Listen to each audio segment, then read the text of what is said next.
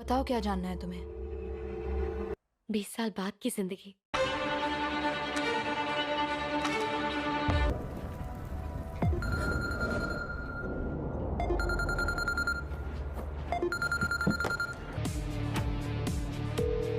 कहानी की शुरुआत साल 2019 से होती है, जहां हम सियोन नाम की एक लड़की को देखते हैं जो अपनी बीमार मॉम से मिलने के लिए अपने घर वापस आ रही थी। इसका फैमिली फ्रेंड संगू, जो एक स्ट्रॉबेरी फार्म का मालिक है, ये सियोन को घर ले जाने के लिए स्टेशन पर आया हुआ था। घर पहुंचकर सियोन को याद आता है कि इसका मोबाइल स्टेशन पर ही छूट गया।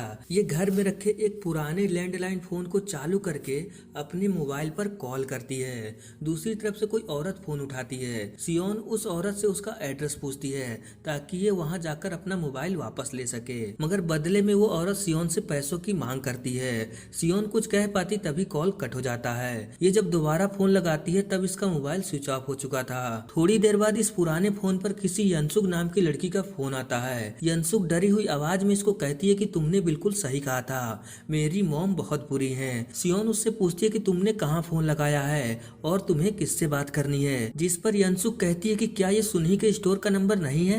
तब सियोन उसे बताती है कि आपका रॉन्ग नंबर लग गया है। ये सुनते ही यंसुक तुरंत कॉल कट कर देती है। अगले दिन ही अपनी मॉम से मिलने के लिए हॉस्पिटल पहुंचती है, जहां हमें पता चलता है कि इसकी मॉम को कोई गंभीर बीमारी है और अब इनके पास ज्यादा समय नहीं बचा था। इसकी मॉम सियोन से कहती है कि मेरे मरने के बाद क्या तुम मुझे भी तुम्हारे डैड के बगल में दफना सकती हो। ये सुनते ही सियोन को गुस्सा आ जाता है और ये अपनी मॉम से कहती है कि आप डैड के बगल में दफन होने के लायक नहीं हो। दरअसल हुआ ये था कि सियोन ने बचपन में अपने डैड को खो दिया, जिसका जिम्मेदार इसकी मॉम थी, और इसीलिए सियोन अपनी मॉम को ज्यादा पसंद नहीं करती। इसके बाद ये हॉस्पिटल से निकलकर सीधे अपने डैड के कब्र पर जाती है, जहां हमें पता चलता है कि इसके डैड की मौत 27 नवंबर 1999 में हुई थी, मतलब आज से लगभग 20 साल पहले। घर आने पर दोबारा इसको यंसुक का फोन आता है, जो फिर से इससे पूछती है कि क्या ये सुनही का नंबर है, और साथ में वो अपना एड्रेस भी बताती है, जिसे सुनकर सियोन चौंक जाती है, क्योंकि वो जो एड्रेस बता रही थी वो असल में इसी घर का एड्रेस था जहां इस वक्त सियोन रह रही है। सियोन यंसुक से कुछ पूछ पाती तभी अचानक यंसुक फोन कट कर देती है। इसके अगले सीन में हम देखते हैं कि सियोन जब सो रही थी तभी इसे जोर से कुछ गिरने की आवाज आती है, जिसे देखने पर इसे पता चलता है कि दीवार पर टंगी इसकी फैमिली फोटो नीचे गिर गई थी। जिसके बाद ये दोबारा फोटो लगाने की कोशिश करती है। तब इसे पता चलता है कि ये दीवार तो खोखली है और उसके अंदर बेसमेंट में जाने का रास्ता है। सियोन डरते हुए उस बेसमेंट में जाती है, जहां इसे यंसु के कुछ पुराने सामान मिलते हैं, जिसमें एक डायरी और उसकी तस्वीर भी थी, जिसमें डेट 26 नवंबर 1999 का था, मतलब कि सियोन के डैड के मरने के एक दिन पहले। सियोन अगले दिन अपने फैमिली फ्रेंड संगू से यंसुक के बारे में पूछती है, जिस पर वो बताता है कि बहुत समय पहले यंसुक अपने सौतेली मॉम के साथ इसी घर में रहा करती थी। यंसुक बहुत अच्छी लड़की थी, मगर उसकी मॉम शायद कोई तांत्रिक थी। इतना कहकर ये यहाँ से चला जाता है। वापस आते समय सियोन को वही स्टोर दिखाई देता है जहाँ यंसुक बार बार फोन कर रही थी, मगर पता नहीं कैसे ये फोन हर बार सियोन को ही लग रहा था। आखिर ऐसा क्यों और कैसे हो रहा है ये हमें आगे पता चलेगा। फिलहाल आप इतना समझ लीजिए कि यहाँ से एक साथ दो अलग अलग टाइमलाइन दिखाया जाएगा, एक यंसुक की जो 1999 में है और दूसरी सियोन की जो इस वक्त 2019 में है। सियोन को इस रात फिर से यंसुक का फोन आता है, जो इससे कह रही थी कि मेरी मॉम मुझे जला देगी, प्लीज मेरी मदद करो। और तभी अचानक इसके घर के बेसमेंट से धुआं निकलने लगता है, वो इसलिए कि पास्ट में यंसुक की मॉम इसको जलाने वाली थी। फिर अगले दिन यंसुक दोबारा सियोन को कॉल करती है और इस बार सियोन यंसुक को बताती है कि तुम्हें शायद यकीन नहीं होगा, मैं 2019 से बात कर रही हूँ और इस वक्त मैं इसी घर में मौजूद हूँ। मुझे इस घर में तुम्हारी तस्वीर और एक डायरी मिली है। ये सुनकर यंसुक को लगता है कि वो इसके साथ मजाक कर रही है और ये फोन रखने वाली थी, मगर तभी सियोन इंटरनेट पर देखकर इसे बताती है कि आज एक प्लेन क्रैश होने वाला है और अगर ऐसा हुआ तो समझ जाना मैं झूठ नहीं बोल रही। इसके बाद हमें यंसुक और इसकी मॉम को दिखाया जाता है, जहाँ इसकी मॉम यंसुक को जबरदस्ती कैद करके रखती थी और खाने को भी अजीबो गरीब चीज देती थी। ये यंसुक को बताती है कि जल्दी इस घर को खाली कर देंगे और फिर तुम भी ठीक हो जाओगी। यहाँ पर हमें पता चलता है कि यंसुक कुछ दिन दिन पागल खाने में रह चुकी है क्योंकि इसका दिमागी संतुलन कभी कभी बिगड़ जाता है। तभी अचानक यंसु की नजर टीवी पर पड़ती है जिसमें प्लेन क्रैश की न्यूज दिखाया जा रहा था, जिससे यंसुक समझ जाती है कि सियोन जो भी बोल रही थी वो सच है। इसके बाद यंसुक और सियोन आपस में कई दिनों तक बातचीत करते हैं जिसमें ये दोनों काफी अच्छे दोस्त बन जाते हैं। बातों ही बातों में सियोन यंसुक को बताती है कि इसने अपने डैड को बचपन में ही अपनी मॉम की लापरवाही की वजह से खो दिया, जिसके कारण ये अपनी मॉम को पसंद नहीं करती। यंसुक कहती है कि मुझे भी मेरी मॉम पसंद नहीं है, उन्हें लगता है कि मैं पागल हूँ, इसीलिए वो मुझे किसी से मिलने भी नहीं देती। अगले सीन में हमें दिखाया जाता है कि 1999 में 8 साल की सियोन अपने मॉम डैड के साथ इसी घर को खरीदने के सिलसिले में यहाँ पर आए हुए थे। यंसुक की मॉम इन्हें घर दिखा रही होती है, तभी यंसुक अपने रूम से बाहर आकर इन्हें देख लेती है और फिर अंदर जाकर तुरंत 2019 में सियोन को फोन करती है। सियोन अपनी डैड की आवाज सुनकर काफी इमोशनल हो जाती है। यंसुक सियोन से वादा करती है कि ये सब कुछ ठीक कर देगी और तुम्हारे डैड फिर से जिंदा हो जाएंगे। अगले दिन यंसुक किसी तरह अपनी मॉम से बचते हुए घर से भागकर सियोन के घर पहुंचती है और आज वही दिन है जब सियोन के डैड आग लगने के कारण से मरने वाले थे।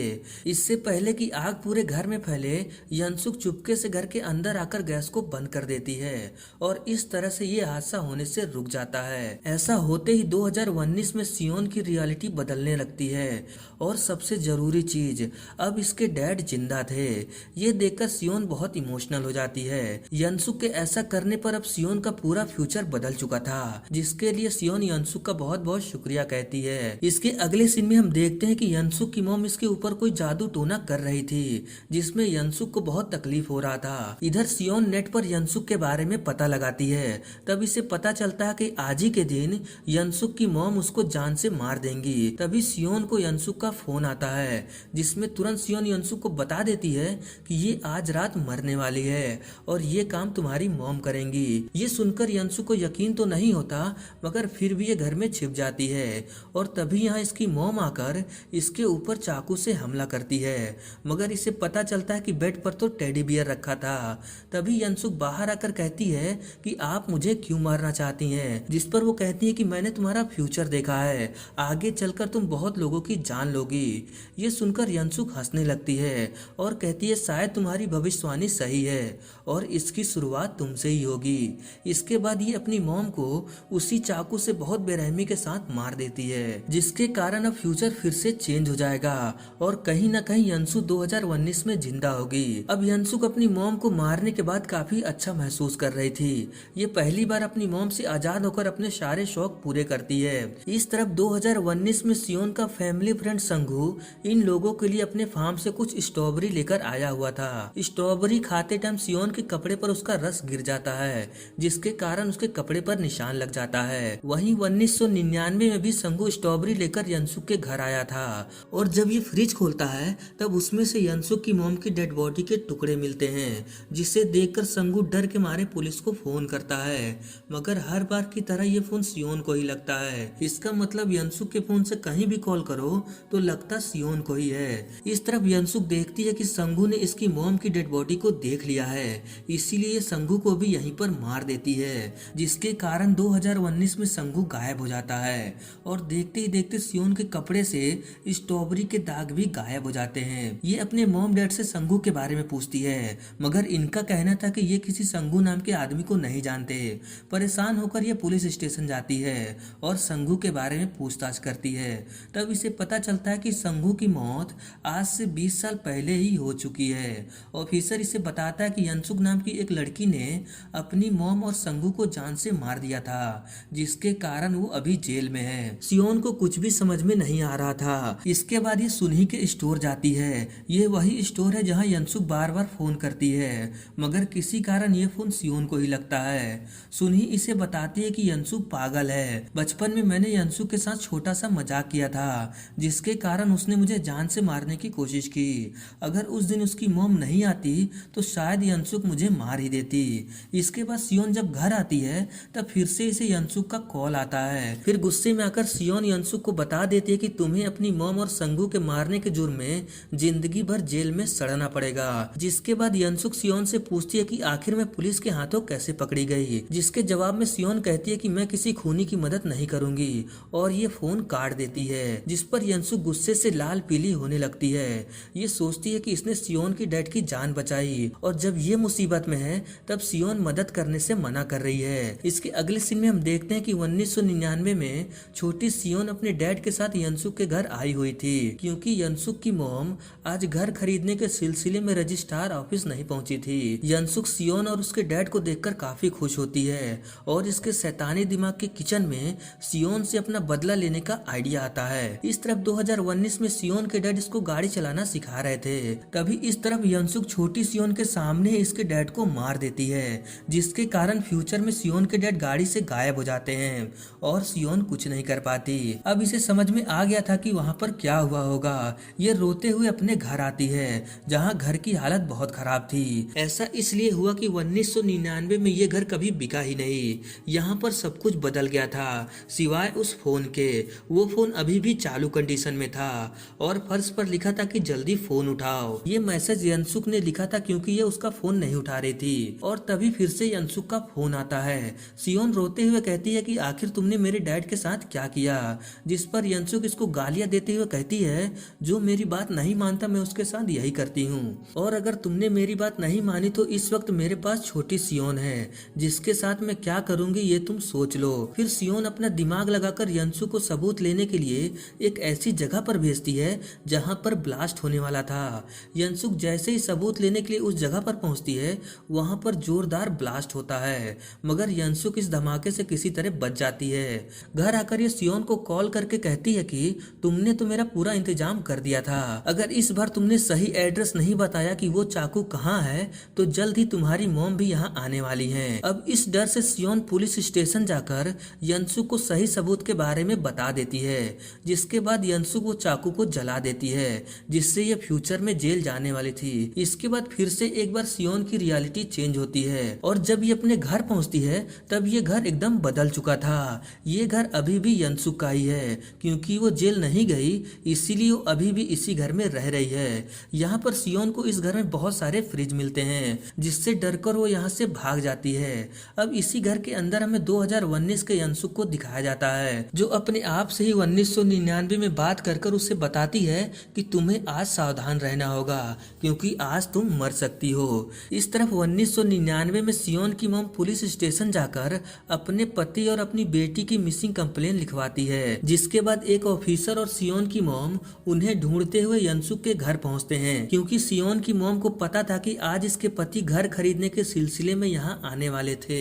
पुलिस ऑफिसर यंसुक से सियोन और उसके डैड के बारे में पूछताछ करता है, जिस पर यंसुक बताती है कि ये सच है कि वो दोनों यहाँ पर आए थे, मगर वो वापस चले गए। लेकिन सियोन की मॉम को यंसुक पर डाउट होता है, जिसके बाद ये घर की तलाशी लेने लगती है, मगर इन्हें यहाँ पर कोई नहीं मिलता। दूसरी तरफ सियोन 2019 में फिर से इस घर में आकर फोन ढूंढने लगती है, जो कि बेसमेंट में इसे मिल जाता है। इस तरफ सियोन की मॉम यंसुक के फोन से अपने घर पर फोन करती है, ताकि ये जान सके कि कहीं इसका पति और बेटी घर तो नहीं पहुंच गए, मगर ये फोन हर बार की तरह सियोन को ही लगता है। सियोन अपनी मॉम से डरते हुए कहती है कि आप जल्दी से उस घर से बाहर निकलो, नहीं तो यंसुक आपको मार देगी। सियोन की मॉम कुछ समझ पाती तभी अचानक यंसु उस पुलिस ऑफिसर को जान से मार देती है। ये देखकर सियोन की मॉम यंसुक से डरकर अपने आप को एक रूम में लॉक कर लेती है, और वो फोन अभी भी इन्हीं के पास था। इस तरफ 2019 में भी यंसुक घर पहुंचकर सियोन पर हमला कर देती है। ये सियोन को बताती है कि बचपन में तुम्हारे डैड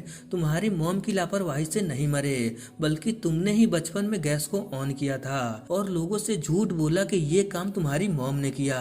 यंसुक कहती है कि हम दोनों एक नंबर के झूठे हैं, जिसके बाद इन दोनों में लड़ाई होने लगती है। सियोन यंसुक से बचते हुए अपने आप को एक रूम में लॉक कर लेती है। अब यहाँ पर दोनों टाइमलाइन में एक जैसी स्टोरी चल रही थी। यंसुक ही 1999 में सियोन की मॉम को मारने की कोशिश कर रही थी, और इस तरफ 2019 में भी यंसुक ही सियोन को मारने वाली थी। 1999 में यंसुक किसी तरह इसकी मॉम को बाहर निकालती है, और फिर इन दोनों में आर पार की लड़ाई होती है, जिसमें सियोन की मॉम अपनी बेटी को बचाने के लिए यंसुक को लेकर रेलिंग से नीचे कूद जाती है, जिसके बाद फिर से रियलिटी चेंज हो जाती है और अब ये घर फिर से खंडहर बन जाता है। सियोन भागते हुए अपनी मॉम से मिलने के लिए हॉस्पिटल जाती है, मगर वो वहाँ पर नहीं थी। इसे लगता है कि शायद अब इसकी मॉम भी जिंदा नहीं है। उदास होकर ये अपने डैड की कब्र पर आती है, तभी अचानक यहाँ इसकी मॉम आकर सियोन को डांटने लगती है क्योंकि इसका मोबाइल बंद है। सियोन अपनी मॉम को देखकर हैरान थी क्योंकि अब वो बिल्कुल सही सलामत हैं, मगर इनके गले और हाथ पर चोट के निशान थे जो शायद 1999 में यंसुक से लड़ाई करते समय लगे होंगे,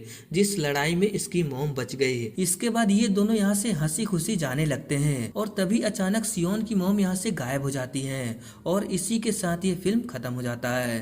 पोस्ट क्रेडिट सीन में हमें दिखाया जाता है कि यंसुक रेलिंग से गिरने के बाद अभी भी जिंदा है, मतलब इसका अगला पार्ट भी जल्दी आएगा जिसमें आगे की कहानी दिखाई जाएगी, जिसमें हमें पता चलेगा कि आखिर कैसे ये फोन फ्यूचर और पास्ट से कनेक्ट हो रहा था और लास्ट में सियोन की मॉम क्यों गायब हो गई। ऐसे ही बहुत सारे सवाल हैं जो इस मूवी में क्लियर नहीं हुआ।